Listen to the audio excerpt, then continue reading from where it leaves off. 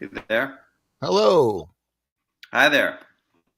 Looks like we synced up. Hallelujah. I was a little worried Hallelujah. there in the green room. We weren't quite synced up, were we? That's correct. And No. we're now on. All right. Greetings to you. Yeah. Greetings to you. We're wrapping up the holiday season and a new year, right? Yes, I thank you so much for the card you sent me. Oh, you're welcome. Of course. I'm glad you got it. Yeah. Beautiful, beautiful young family. Thank you. Mm-hmm. How about you? What did you spend some time with family? Just on the phone. Just on the phone. Okay. Everybody, Maddie's in Denver and Javi is in Kentucky. But we were with Mary's family. We had a Yeah. delightful night. Can't remember when that was, if that was Christmas Eve. I think it was. It was Okay. very, very delightful. Yeah. Cool. Mhm. Good. Mhm. Yeah, Yeah. we kept things pretty low key and chill here too. Oh yeah. Um, yeah, just my family, and then my mom and my brother came over for Christmas Eve, Christmas Day, and then Christmas Eve we did a little extra with our neighbor 2 doors down.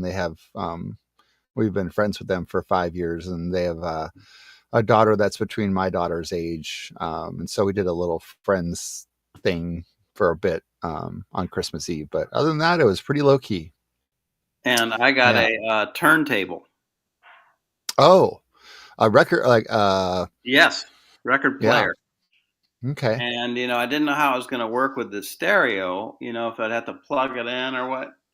So I put the record on. Mary got me two records to go with it: Glenn Campbell and John Prine. Okay. And I put John Prine on, and I lowered the stylus down, and not knowing, thinking maybe they're not, and all of a sudden the music starts coming out of the refrigerator. What? It's Bluetooth. Oh, so It's you Bluetooth. have a speaker on your refrigerator. You're fancy. I know. I was like, holy cow, Bluetooth. Yeah, that's cool. Yeah. So I'm putting that upstairs in my office, and this is my study here, and then I have an office upstairs. And I had said to Mary, wanted to have like a funky record collection. I have a Yeah. CD collection, which is kind of seriously hip. I wrote on Facebook. It's like I take my hipness too seriously. Um, Everything on there is cool. So this album collection, I want it to be more funky curios type Okay. music, if you Yeah. know what I mean. That kind of Like yeah, yeah. offbeat. Like for instance, I went out and got a Delaney and Bonnie uh, funky soul music uh, Yeah. from Memphis in the early '70s That's album, cool. my first purchase. Just Jelly Roll Morton and who Yeah. knows, Eartha Kitt, stuff like Okay. that. Just kind of offbeat. Yeah. Yeah. That's neat. Yeah, That's yeah. really neat. It's a little hobby in my old age. No, that's cool. I got my wife a record player a few years ago for Christmas. Cool. Yeah, Yeah. and so Is she using it? oh yeah, we do. We don't. I mean, we get some nothing quite as funky, but we're 90s kids, so born in the 80s but 90s kids, and so we'll find some that era grunge music or some acoustic, and then of course we get more modern music on records as well. So in fact, both my daughters wanted records for Christmas, so we got them some That's Taylor Swift beautiful. and What a great gift. Apple Roan. Yeah. It does have Bluetooth. We never synced it to Bluetooth, but it's kind of a built-in cabinet that has its own. It's kind of funky, actually. It has a CD player, a cassette player, and then you can plug in like a aux cable to it if you wanted to. An old school iPod Shuffle, I guess. Yeah. um, and then of course you can output the record player Bluetooth speakers somewhere else, but it has a built-in speaker that not the best quality sound, but it does the job for a little living room space where we have it. Yeah. Yeah, it's a little What, different. do you have a Nirvana album and a Pearl We Jam do have album? one.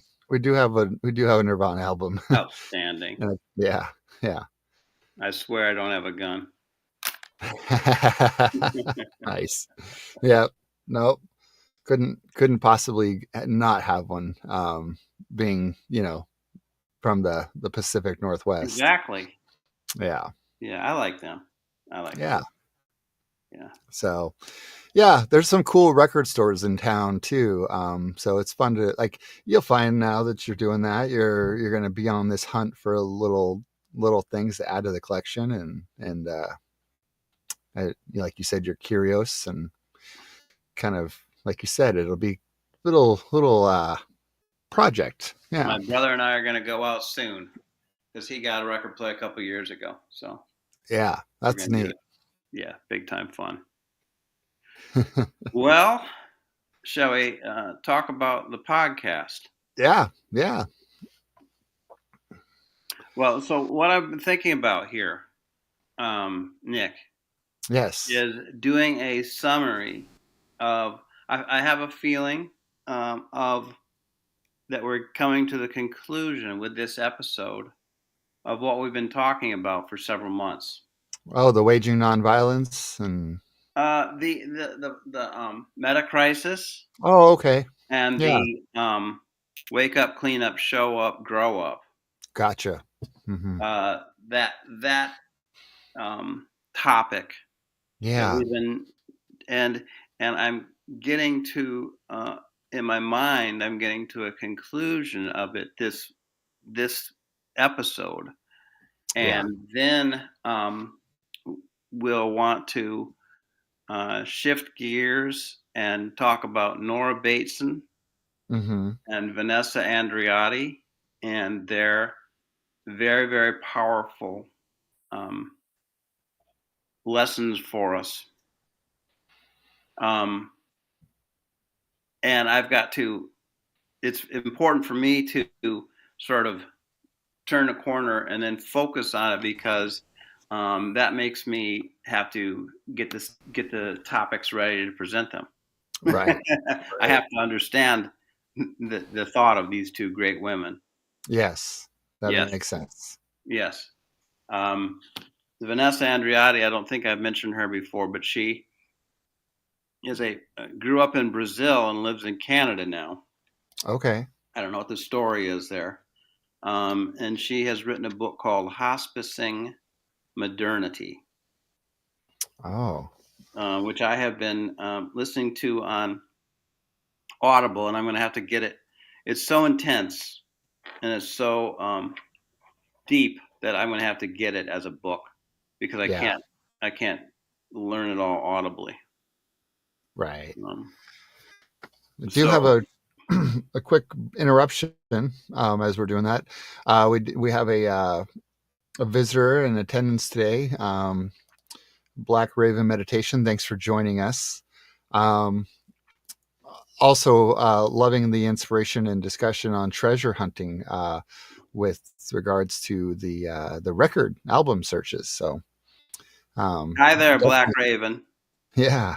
Always Let, such a pleasure to hear from you. let us know what your latest treasure hunting has been there, Black Raven. I'd be curious. What's your uh, what's your unicorn? Yeah, exactly. What's your unicorn? I Yeah. went to when I go to the store, I'm going to look for Charlie Parker, Shuggy Otis, who does soul music, and just the best classical album that they have, and Okay. Sinatra. That's going to be kind of where I'm going to go the first time we go.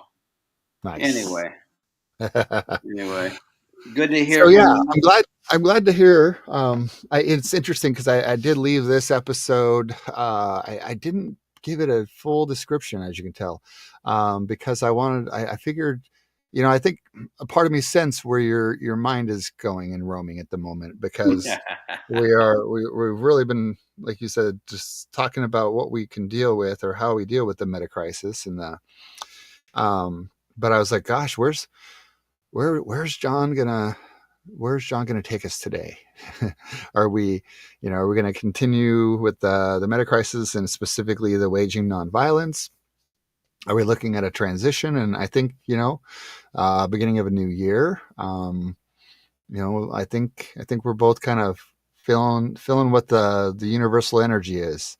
I think so. Heading back. Yeah. It's great that you are on target with that. I was going to go with show up, the Yeah. fourth one, because I don't feel like I fully explained that. Okay. Um, and I was going to talk to you about Zen peacemakers and their take on showing up. I Work like it. for you? That works for me. Yeah. And first off, because we're now getting more and more viewers, we had 77 last week. Ooh, Yeah. excellent.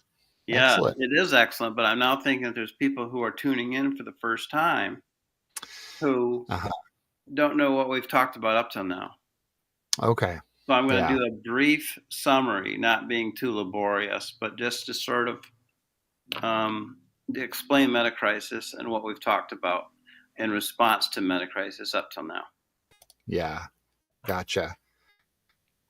Oh. Black Raven says she's a mystery diver. Oh, the Nagamati has been in my sights. Ooh, outstanding. Okay. So that's the treasure hunt for Black Raven meditation. That's Okay. cool. Anybody else want to chip in with what their There's treasure hunt is? All right. record treasure hunting. All right. Yeah. And Nag Hammadi is a book in a library. It's a heavy, intense Yeah. thing. All right. So I just want to summarize what the polycrisis is. Metacrisis is also called the polycrisis, and I loved recently someone called it the pickle that we're in. Yeah. Yeah. So we had a long time ago. I don't know how long ago that was. 4 or 5 months ago. I explained what it was. I'm going to summarize it again. It's the convergence of multiple crises.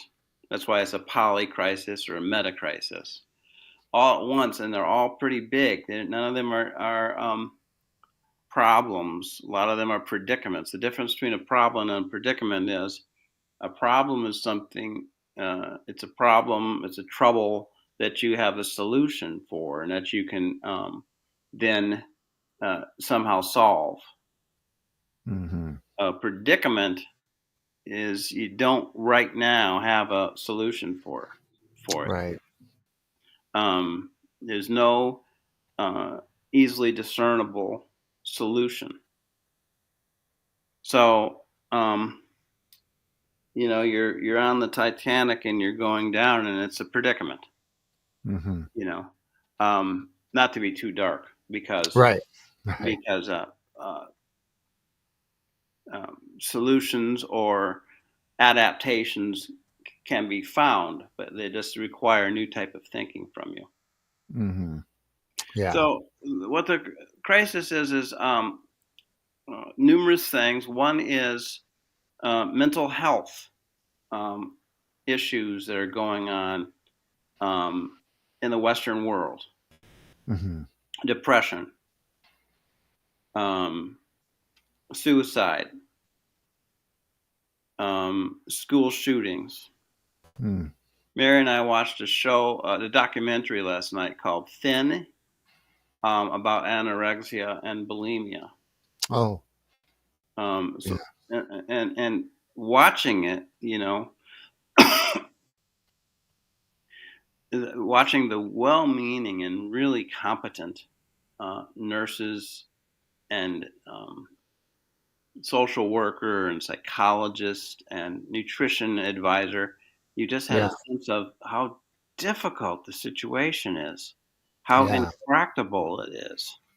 Mm-hmm.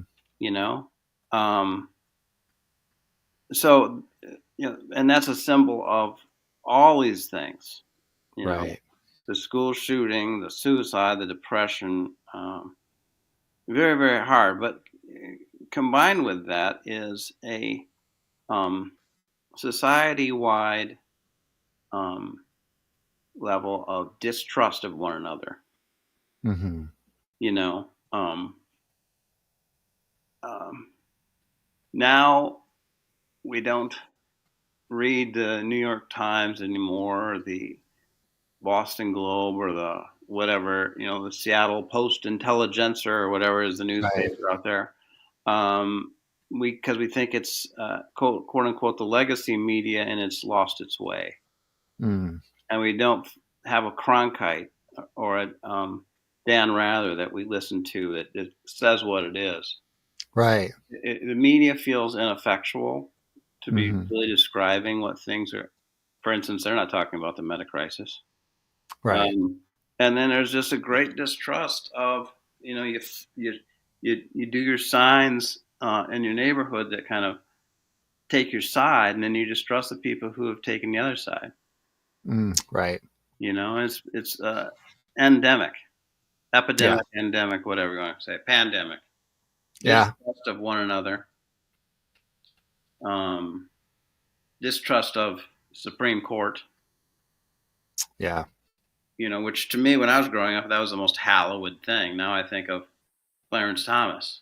You know, Right. Yeah. you know. So mental health, distrust, education breakdown. Mm-hmm. I just read a book talking about how education is geared towards scoring well on tests. Oh, yeah. And Yeah. depth education, getting somebody who can master STEM, science, technology, engineering, and math, but also logic Right. and history, and can read things and understand the different perspectives. Okay, now I know that I'm reading 19th century English book called A Christmas. What was that called? Dickens' A Christmas A Carol. Christmas Carol. Mm-hmm. Yeah, and I know the perspective. I know where it's coming from. I know I can read a book from India and have a sense of where that's coming from, and et cetera, and can discern and sort of savor different perspectives and flavors, Mm-hmm. while also loving the arts. Right. Music, dance, sculpture, poetry, drama, all of the above. That's all. Um, it's not. We're not as strong as we used to be, Right. and we need to be. We need to be. Um, what's the word? Something literate. Ecologically literate. Okay. You know. Um, but there's a breakdown of that. Yeah. I don't Okay. know if it counts as one of these three things: the distrust, the mental health, and the education breakdown. But I went into was a hospice chaplain, as you well know, having narrated my book. I Mm-hmm. went into a room one time where a patient had just died, and there was about 5 or 6 family members gathered around the dead body, and they were all like this. Can you see this? Yeah.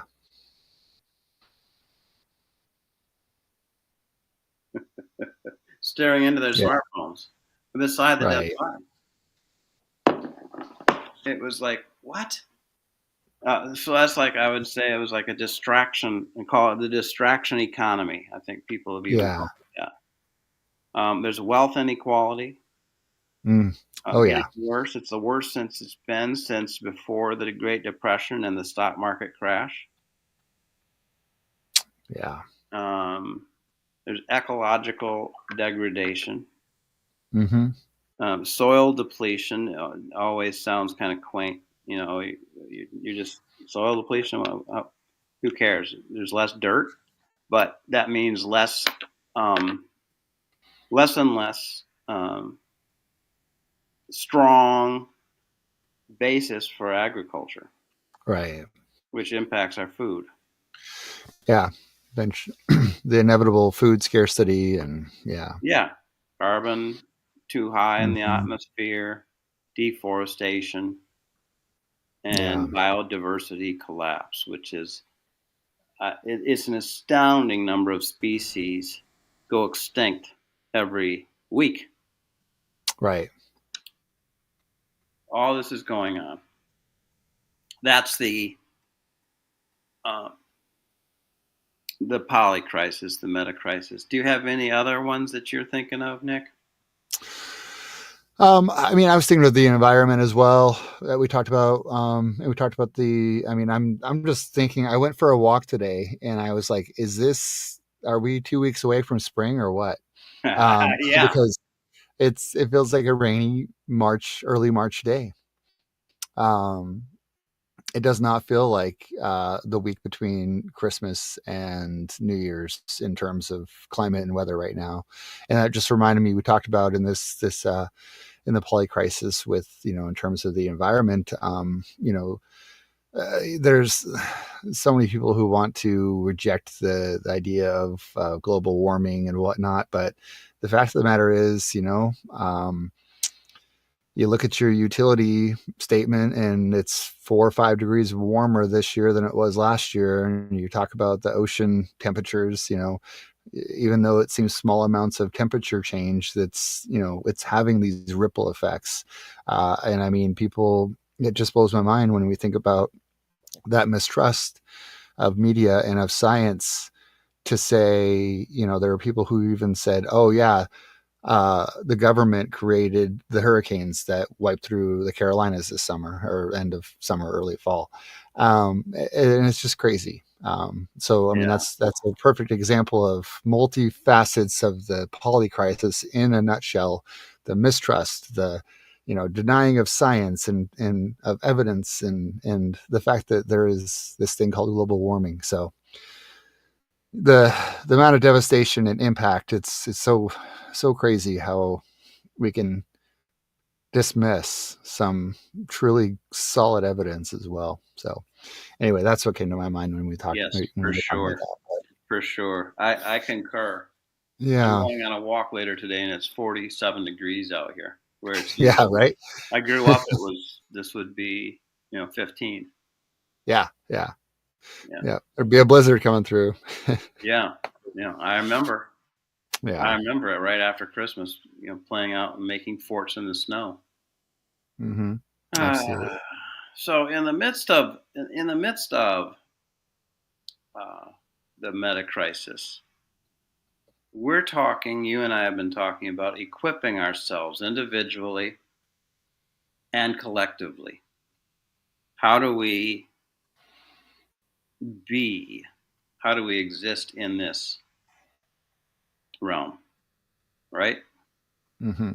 And we have talked about wake up, clean up, grow up, and show up. Right. Which, my old creaky old mind, I can't remember his name right now, but it'll come to me. A friend of mine an acquaintance of mine out in California came up with Okay. that quartet of ideas. Um, what is his name? Anyway, he doesn't need the publicity. Um, We'll get them. cool guy in California came up Yeah. with wake up, clean up, grow up, and show up, and it's a really great quartet of things because um, a little history. Buddhism came to the United States en masse in the 50s, 1950s, and it came to San Francisco and Los Angeles primarily, coming over from Asia. That's where they landed. Mm-hmm. Um, and traditional Zen and Vajrayana, the Tibetan style, is all about waking up. Mm. And when it hit America, Dustin DePerna is the name. That's how my brain is working. It takes 5 minutes to get the name of the guy that came up with that. Dustin DePerna. That's Dustin, okay. I was looking it up to see if I could find a resource for that as well, and I came up with well, we've talked about him before, integral psychology, but Ken Wilber. Ken Wilber. Yeah. Yeah. Yeah. Yeah. I think Dustin came up with it, and then Ken picked it up and ran with it. But anyway, the Buddhists came here, and um, the first generation of basically hippies and Right. beatniks embraced Zen and took it on, and then started realizing that wake up wasn't the whole deal. Right. It's important, but what about, what about if you're awake, you're awakened, but you haven't cleaned up, grown up, or show up? What is it? Mm-hmm. That was the conundrum that people were dealing with in the 60s and 70s, as well as guru scandals, sex scandals, people who hadn't Right. cleaned up and were in authority. Um, but wake up is about emerging from the illusion that you are only a skin encapsulated ego. Mm. I am John Hughes. I'm here in my skin, and this is me. And I am basically in a struggle um, against everybody for Mm-hmm. dominance, or to enrich myself. And then I die. Mm-hmm. Pretty dire take on life, Yeah. you know. Um, and I always take great pains to point out that there is partial truth to that I am responsible for this skin encapsulated ego. When I drive my car, I drive to this address here and Mm-hmm. park here rather than going to some other address. I do have a solidified identity with this skin encapsulated ego. When they Yeah. send a bill in the mail addressed to me, I pay it. I don't walk Yeah. down the street and give it to a neighbor. Yeah. As much as I'd like to change my skin encapsulation when I have a bill, but yeah. Oh, that's the other guy. That's not this one. Yeah, right, right. There's a different Yeah. Nic Davis. Yeah. But there's so much time in which you can open up to communing with other people and other animals in a deeper communion of subject to subject. Right.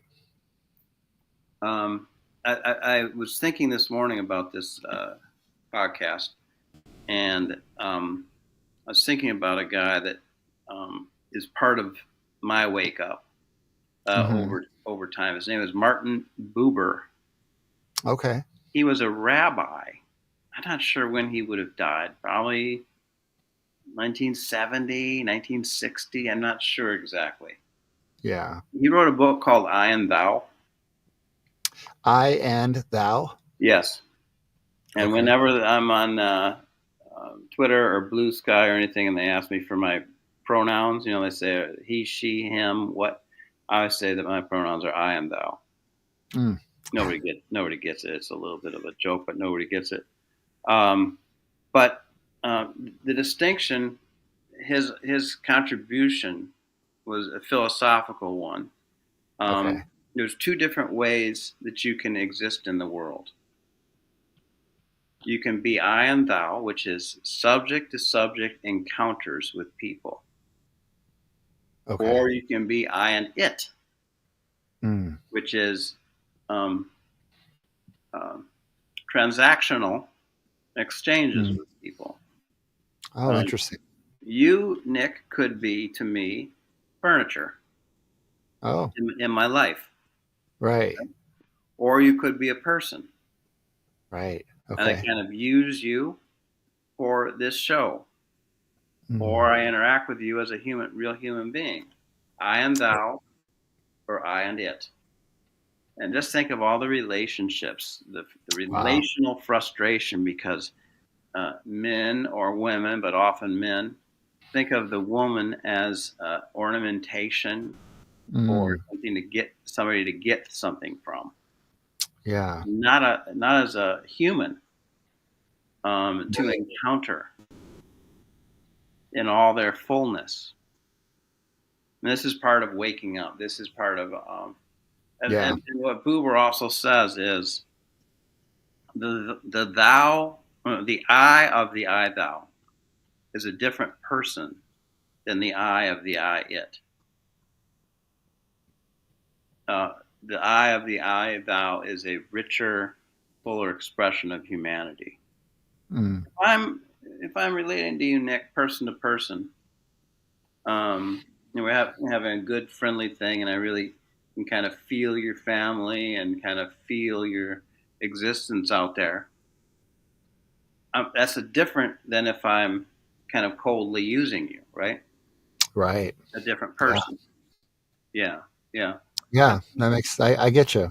yeah. Yeah. So you want to go through life as often, and there's occasions when I pull up to when I'm driving down to Kentucky and I pull up to the toll booth. Mm-hmm. Um, I'm going to have an I am it encounter with the money collector. Right. I can be as nice and as polite as possible, but she's or he is somebody that I'm just giving money to and getting change back so I can keep going. you know, Right. there's Mm-hmm. moments, is what I'm saying. Yeah. Yeah. But if I'm, having a wonderful conversation with Mary, my Mm-hmm. significant other, partner, and she's just furniture in my life, you know, it's pain, Yeah. you know, for her and for me, mainly for her, but also Yeah. greatly, greatly And impoverishing. And we all can think about times in our lives when somebody treated us as it. right. Right. Mm-hmm. Yeah. So that's waking up. Yeah. And the great thing about it is that it's not just humans, but it's also your Mhm. pet or animal in the zoo. Yeah. You can be free to enter into this communion with non-human animals. Right. Yeah, maybe even with trees. For me, that's true. I did have one relationship with one tree that uh, I never thought that the tree spoke to me, but I was told go out and spend a year just visiting a tree on a regular basis and develop a relationship, and I did, and I felt a feeling for the tree. Yeah. That's interesting. Yeah, Yeah. yeah. I don't since we moved. I don't have a new tree yet, but you know. Anyway, so that's wake up Mm-hmm. for our people that are listening that might not have heard about this before. Yeah. Cleanup is. Um, hey, did you read that book by Robert Johnson? I know you bought one. Um, title. Name sounds familiar. I'm trying to remember the title. Yeah, it was. It was short. It was a little one. Yeah, The Shadow or something. Yes. Yes. No, I have not read The Shadow. Shadow. I've not read that yet. No. Yeah. But Um, but yes, that's right. I do recall when we talked about shadow work. That was when we talked about cleaning up. yeah, yeah. And so it's all of us are raised in family scenarios and in cultural scenarios in our schools and in our neighborhoods and what we're watching on television. Mm-hmm. And um, we're told that there's things that we shouldn't be, Yeah. emotions and character traits that we should suppress or try to crucify. And so um, we we of course cannot do that. But what Yeah. we do is we uh, put it out of our consciousness, and it goes down underneath um, into the basement of our being, Mm-hmm. where from that point of view, it has great power over us. Right. It sabotages us. Um, Yeah. so I want to be a very humble person. So I have a immature perspective on what healthy confidence is, Mm-hmm. because I haven't wanted to develop my confidence at all, because I want to be humble. Oh yeah. I want to be self-effacing. And Mm-hmm. this is my truth when I was 16, 17. Yeah. So, because I was good in sports and I was got some accolades and that sort of thing, but I Mm-hmm. definitely had to not savor that at all. Right. You can't savor that. So when you push it down in there, then what happens is that you project your disowned quality or trait Mm-hmm. onto other people Right. in a perverse way. So, Yeah. and they might have that trait and they might not. But Mm-hmm. so I'm on the track team, and a guy there who is the state champion uh, 3 years in a row Mm-hmm. irks me because he's so arrogant. Right. Well, I'm actually projecting my arrogance onto him. Yeah. my, Yeah. my Yeah. undeveloped confidence is what the real way to put it is. It hasn't come into full maturity. He may or may Mm. not be arrogant. Don't, Right. but I projected it, and then it comes out in intimate relationships where you're projecting. It comes out and sabotages your work environment. It sabotages if you get into a spiritual community of meditators or of people who are working, like I'm currently involved with a group called Street Angels, which is working with the homeless. Uh, Mm-hmm. you can come into that situation and you can sabotage it and create problems because of your projections. Yeah. Political Wow. parties can do it. Right. Yeah. So there's a process on cleaning up. We're not going to Yeah. get into that because it takes too long. But the people that are looking at this can look back on our YouTube list of shows and read about cleaning up Yeah. and shadow work. Right. Yeah. When I think of the work with shadow and with this projection of these traits or these qualities or these undeveloped aspects, it really reminds me a lot of really facing our insecurities a lot. And so to, speaking in the language of my times and buzzwords or whatever of my generation, we think about that as insecurities or you know different manifestations of traumas, whether inflicted by others or ourselves. So I think of a lot of insecurity work, a lot of trauma work, and those things that are hanging you up in life. Yes, Yeah. very good. So to our readers, um, to equip yourself for the meta crisis, wake up and clean up. Join us as we wake up and clean up. I'm not standing over here throwing down imperatives. Um, but yeah, you can go back and look at our episodes for a deeper and fuller look into that. Grow up. We went into a whole thing about the spectrum of consciousness, Yeah. um, and it's very interesting. And how a twist on it is that you can move up to a higher and higher spectrum of consciousness and still be uh, not a positive influence in your community because you're an unhealthy version of a higher consciousness. Right. You could be an evil genius, Yeah. you know, Or a sociopath, a manipulator. I mean, yeah. sociopath manipulator who Yeah. also happens to be great at math. Right. Yeah. You know, I could name some names. Hmm. One has the initials EM. Right. Um, uh, um, and you could also be a very healthy person with a relatively low level of consciousness, but you know nobody can find too much fault with you because you're a healthy version of Right. what you were born into. But there's also processes in which you can grow up.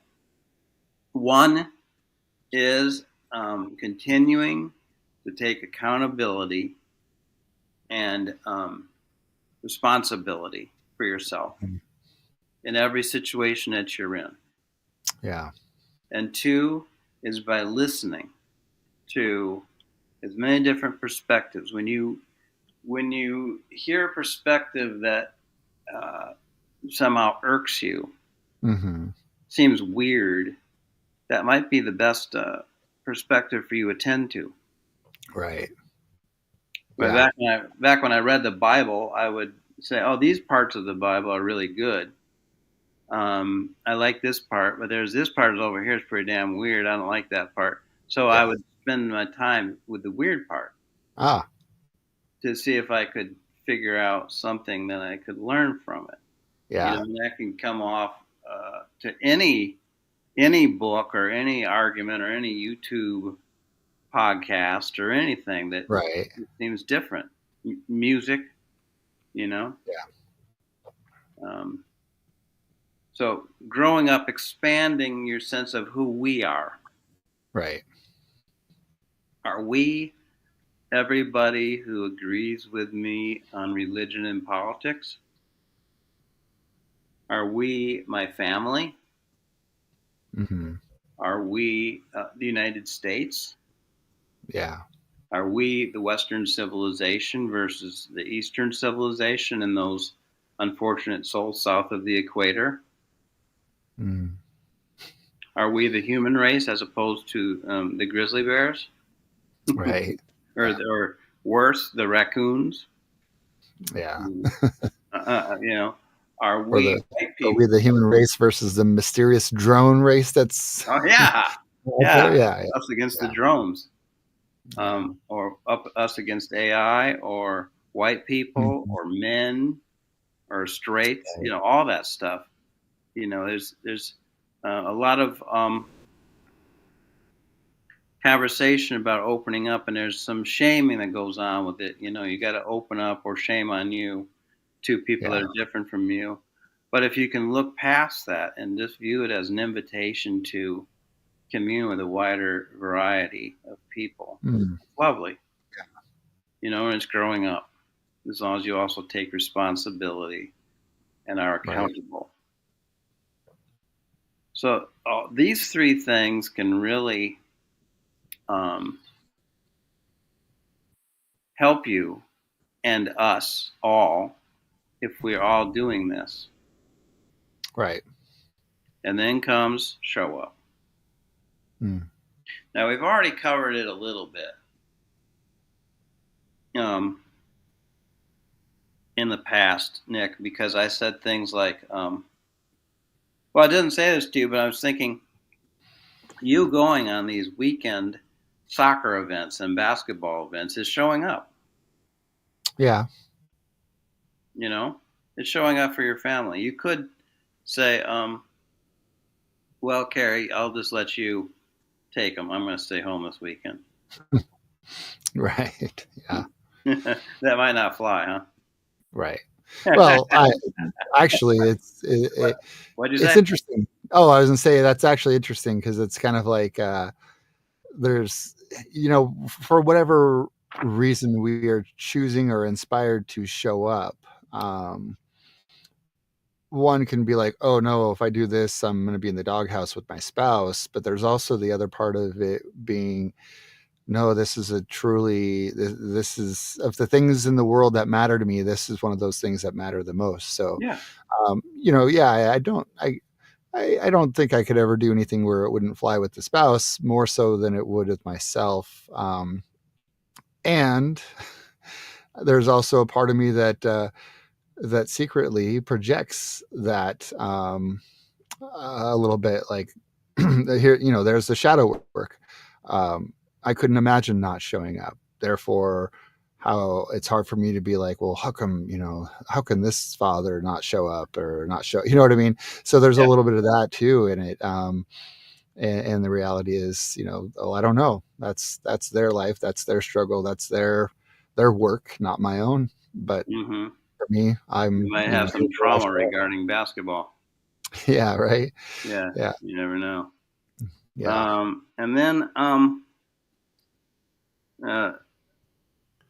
also another aspect of showing up is um, that I and thou thing.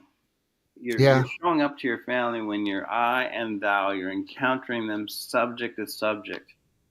Um, these are my feelings. These are my thoughts. This is my history. Tell me your perspective, your feelings, your thoughts, your history, and they merge.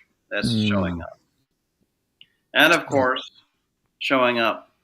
I think what the original when it was articulated, showing up is going to activism. Hmm. So activism, it's a blurry line. What's activism and what isn't? But if you're going to you're on the board of directors of a grocery store and you're talking about offering good nutritional food in there as opposed to stuff that isn't. And you're in the long, tedious meeting Yeah. talking about that. The boredom that you're feeling is the burn of doing true activism. That's how I feel about it sometimes, you know?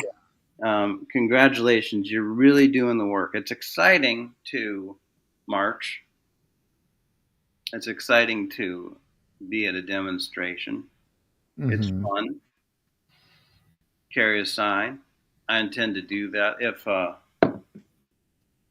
Trump and his cadre do some horrific things. Hmm. Um, I will be out in the street, but that's not really um, the work. Is going to meetings.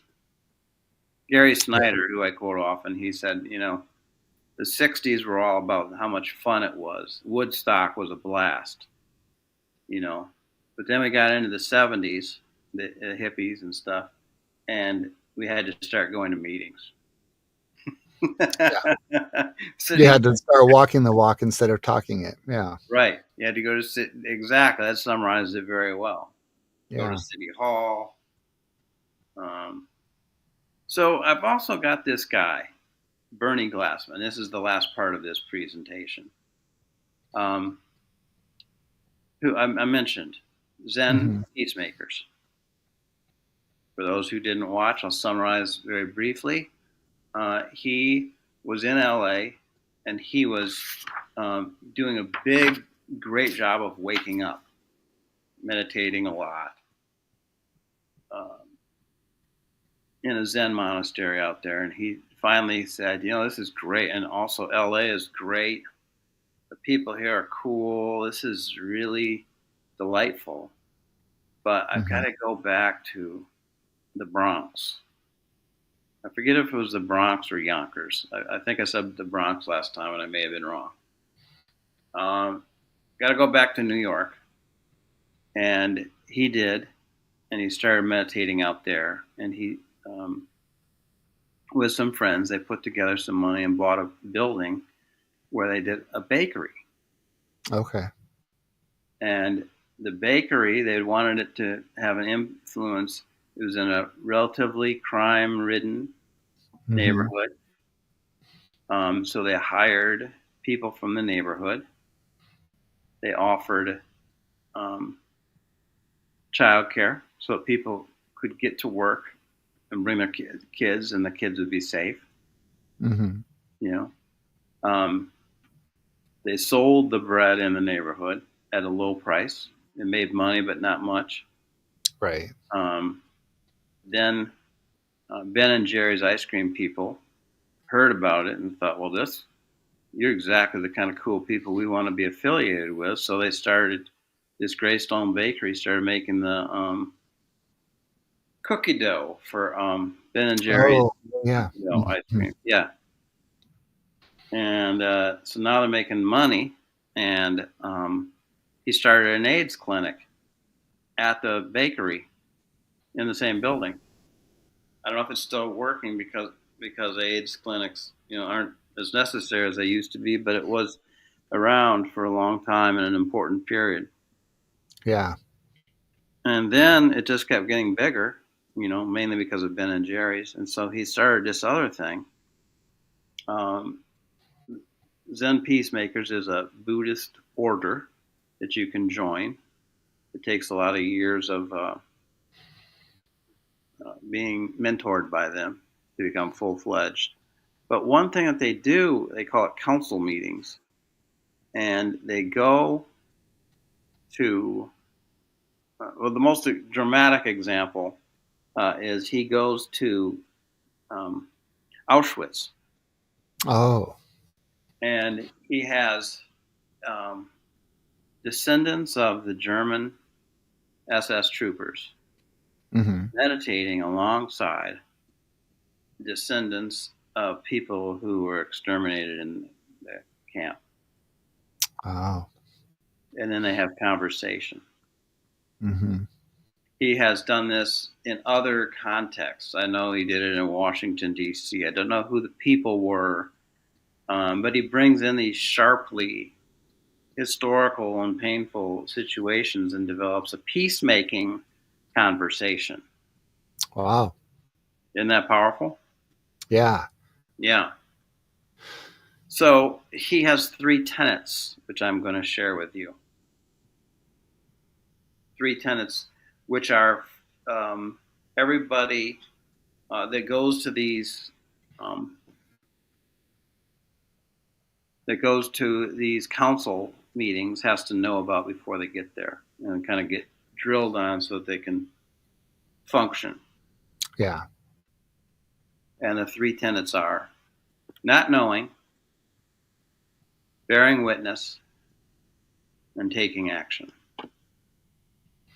So I'm posing this to you and to all of our happy viewers um, as three tenets that you can be aware of when you are showing up.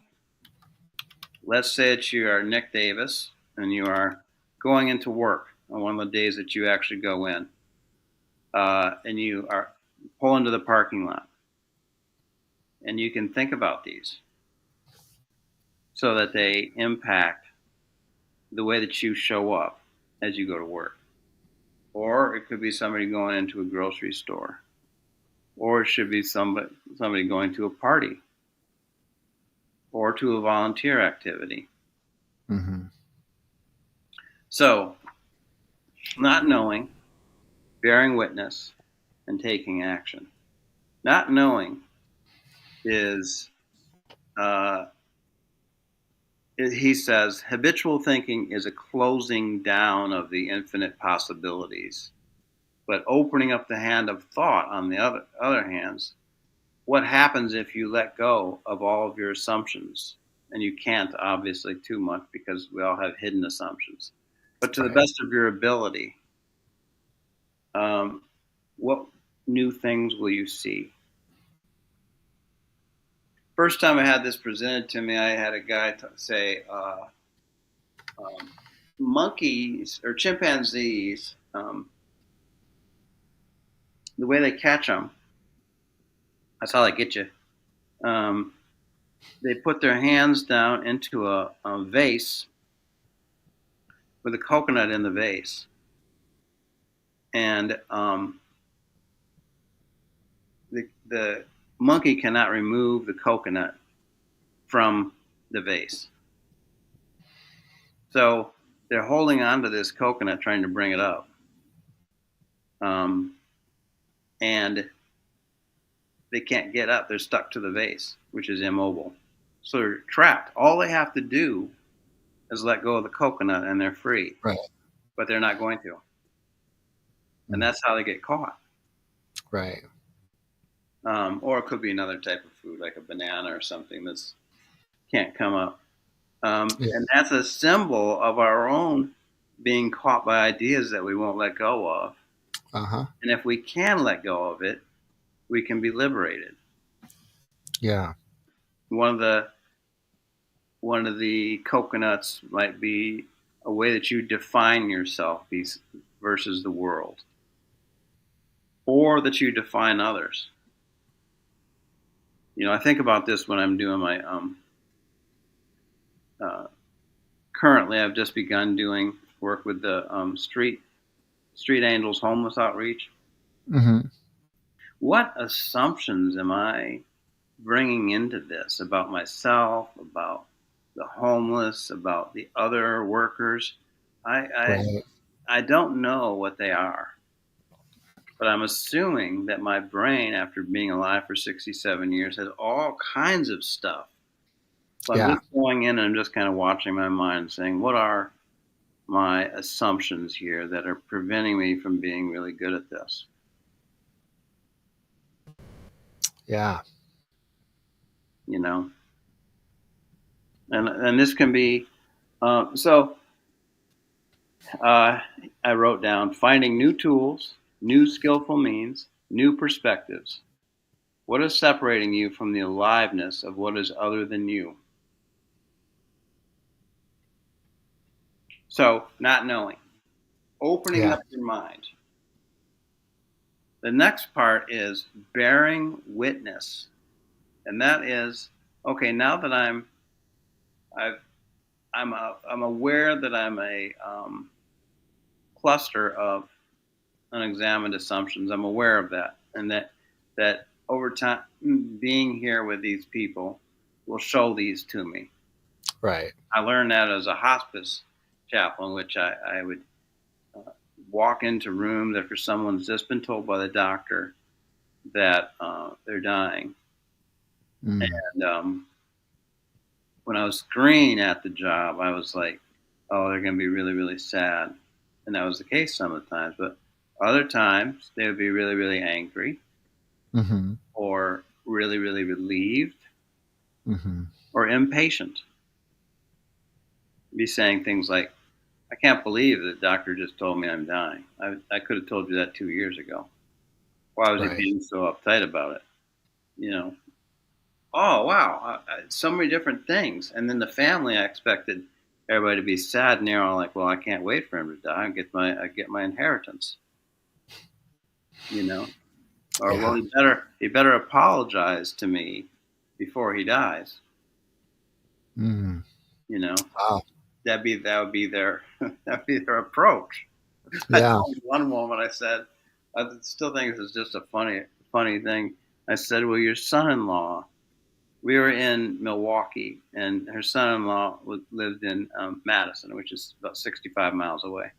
Mm-hmm. And I said, your son-in-law's just got off the phone with me, and he said that he's driving um, over here to see you. And she goes, my son-in-law is coming over? I said, yes. She goes, I better die before he gets here. Which she succeeded in doing. Oh no. Oh my gosh. Oh boy. I was like, wow, Mm. that was motivation.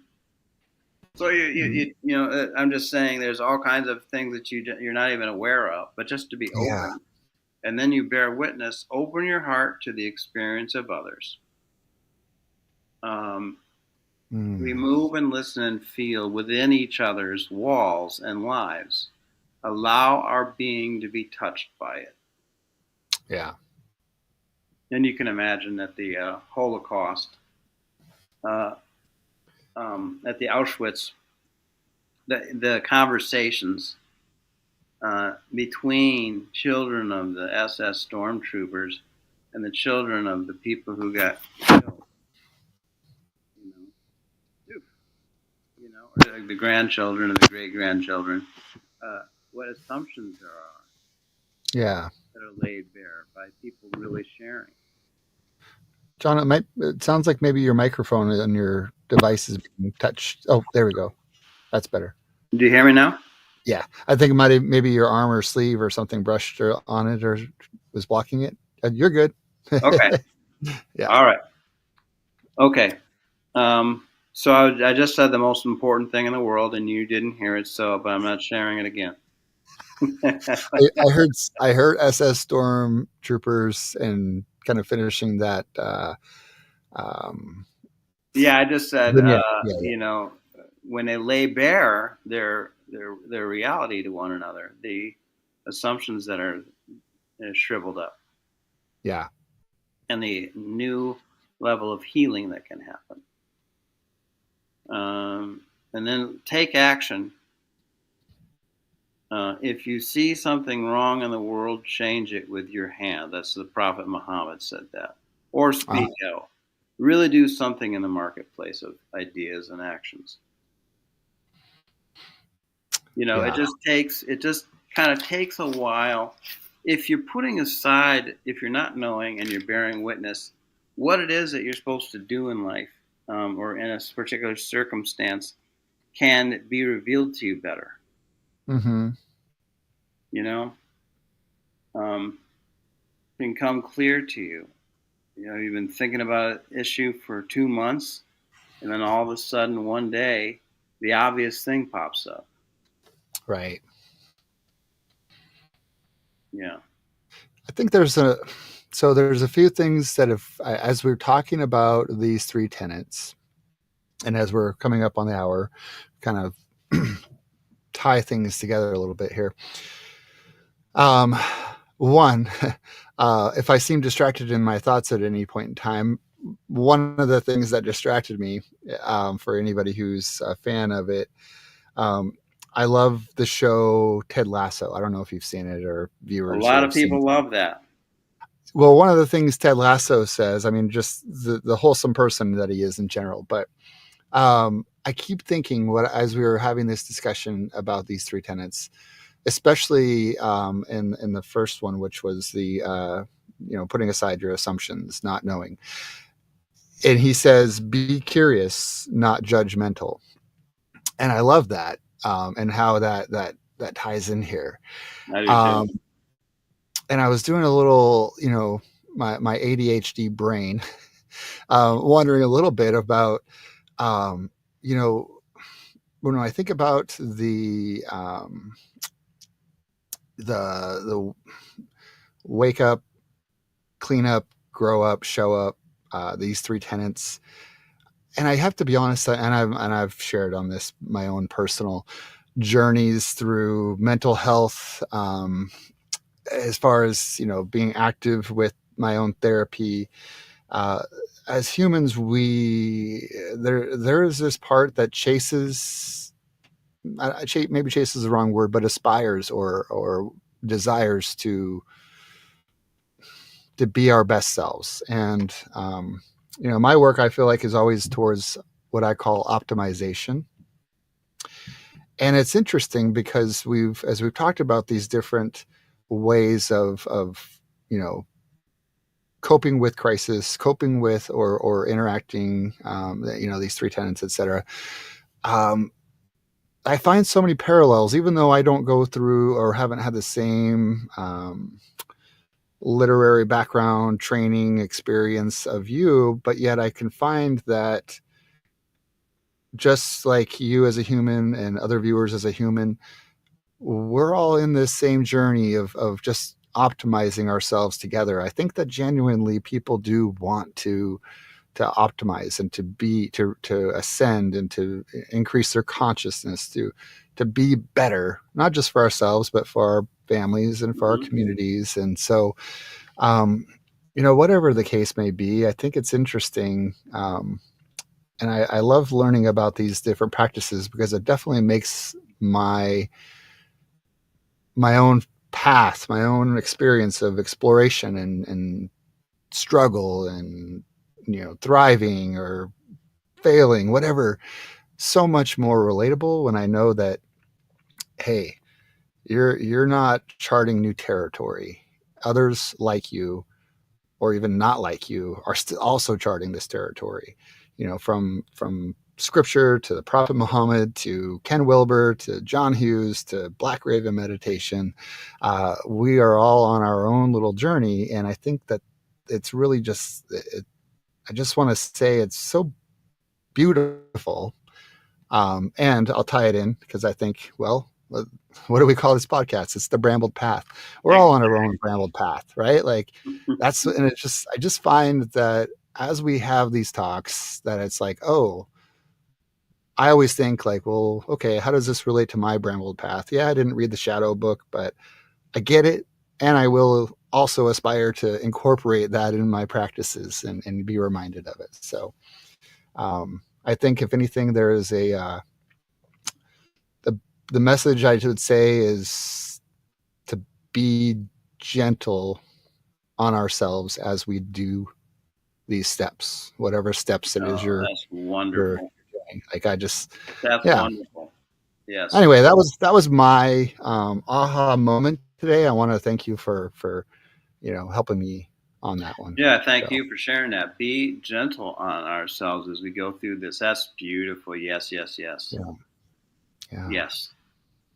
Amen, brother. Yeah, I don't mean to wrap up anything prematurely about taking action though, but I do want to just, I think, there's like, oh gosh, I get this, I'm here, but how do I take action? And it's like, I'm not there, I'm not optimized. It's like, well, that voice I'm telling myself, hey, Nick, calm down, be gentle. You're not at taking action, or maybe you don't have it, but you're getting there. You're working there. We're all on this work. So yes. Beautiful, beautiful, beautiful. I love it. Hey, I've got to show you one thing.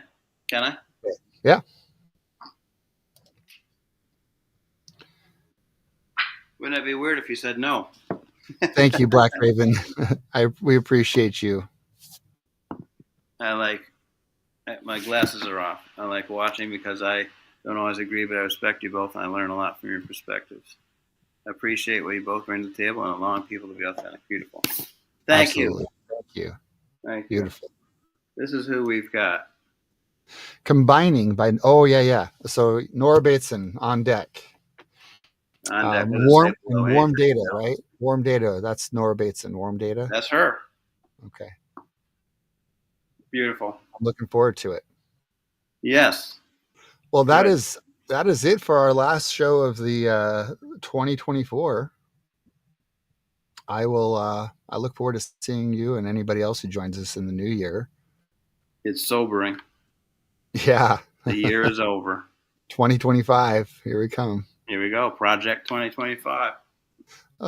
Maybe we'll do our own project 2025. Exactly. By the Everybody way, can have a project. Is that a screen thing? What's that? You have a little elephant on your screen. Elephant? Like in my background? Behind you? Oh, yeah. There's like a blanket that's over my chair, my lounge chair. Oh, okay. That looks like an elephant. Yeah. In the background. It's got I don't know. It's some moose, some. Oh, okay. Polar bear, moose, yeah. But yeah, it's a blanket that's draped over a chair behind me. Okay. So. All right. Well, good friends. Good to have you. Have a happy new year. Stay safe. Happy New Year. And we'll see you soon. Cheers. Thank you, John. Yeah, thank you all.